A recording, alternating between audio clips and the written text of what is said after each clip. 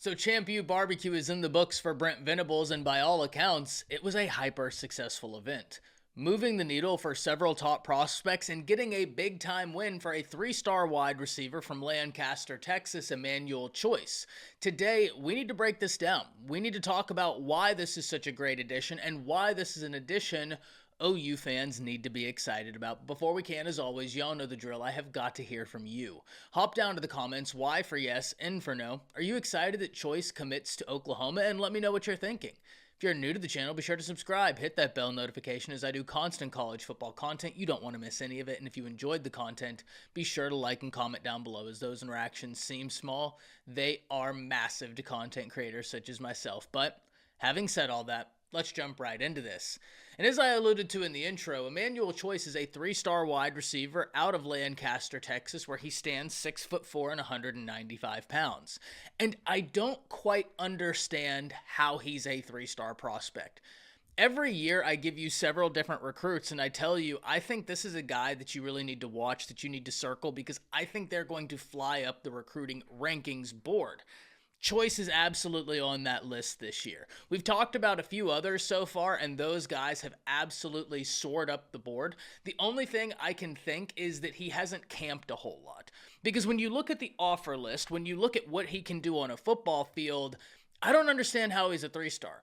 At 6'4", 195 pounds, one of the things we talk about all the time is you can't teach 6'4". And though being tall in and of itself is not enough to win you reps, it's what skills do you have to combine with the physicality. When we look at Choice, he's a good route runner. He has some long speed as he competes in track as well. He's able to use his body as a shield per se, which is something we talk about wide receivers doing, where they will go up, shield off the cornerback, and make it to where they are the only ones that can make a play on the ball. He's a very good wide receiver, a very talented wide receiver. And we talked last week about this being a guy that if I was an Oklahoma fan, I would really want a part of this class. And Emmett Jones is one of the best in the business, Oklahoma's wide receiver coach. We talk about this time and time again. I think that was a phenomenal hire that Brent Venables made. Venables made some very good hires, making sure Todd Bates came with him, retaining a DeMarco Murray, retaining a Bill Bedenbaugh, getting Schmitty. But I'm going to be honest here. I have to put Jones at the top of that list. When you look at what he has been able to do year in, year out, not only with coaching the wide receivers, but then recruiting, it's incredible, because Choice joins Marcus Harris, Grayson Harris, and Elijah Thomas in this Oklahoma wide receiver class. So he has been a great asset to the University of Oklahoma, and I can't wait to see what he continues to do in terms of developing whenever we look at this Oklahoma wide receiver room. And there's so much talent in it, so much versatility in it as well, in terms of differing skill sets that can give a defense a lot of problems. I'm very excited about it.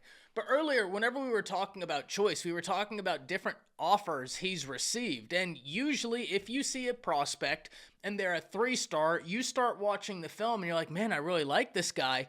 There could be a few reasons as to why they're a 3-star, and I don't know this to be true. This is just me talking about recruiting in general, and maybe it fits into what Choice has or has not done. Whenever you talk about recruiting in the modern day, camps are massive. And whenever these guys get out to go camp, they have more eyes on them. At that point, it's far more likely that they're going to be able to have some movement up these recruiting boards than kids that don't camp. We've seen this time and time again.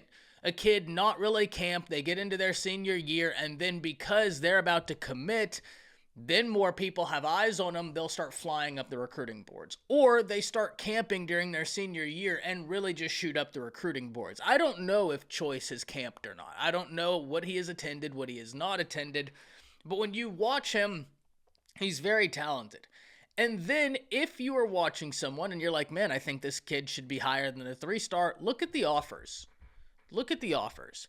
Because if you start looking at the offers and you notice a lot of big name universities are on this kid, have scouted this kid, and they really would like to add him into the recruiting class, that's when you know, okay, his ranking isn't the whole story.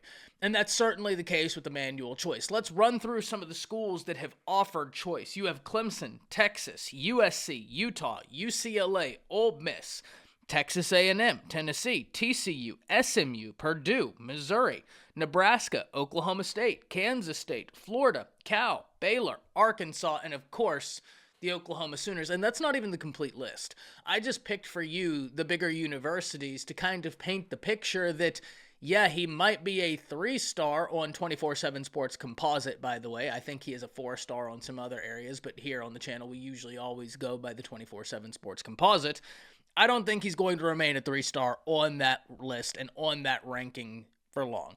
I think he's going to finish this out as a top 300 prospect, 4-star guy. I just have a sneaky feeling, right? I mean, he's got the ability, he's got the size, he certainly has the offer list, has attracted the attention of top universities across the nation. So it's going to be interesting to see where he ends out in the 2025 cycle. But one thing is for sure, this is a big win for Oklahoma. I really like his game. I really like how Emmett Jones has recruited the position. Emmett Jones is a guy I don't know that we talk enough about. And we certainly do over here on the channel, so let me rephrase that. I don't know if he's talked about enough on the national stage. The guy is incredible as a wide receiver coach, as a wide receiver recruiter. I think he probably deserves a little bit more recognition there, but impossible to ignore what he's doing, and I'm really excited to see what it looks like on the football field this year. But I'm really excited to hear from all of you. Hop down to the comments. Let me know what you think about the addition of Emmanuel Choice. That's it. See ya.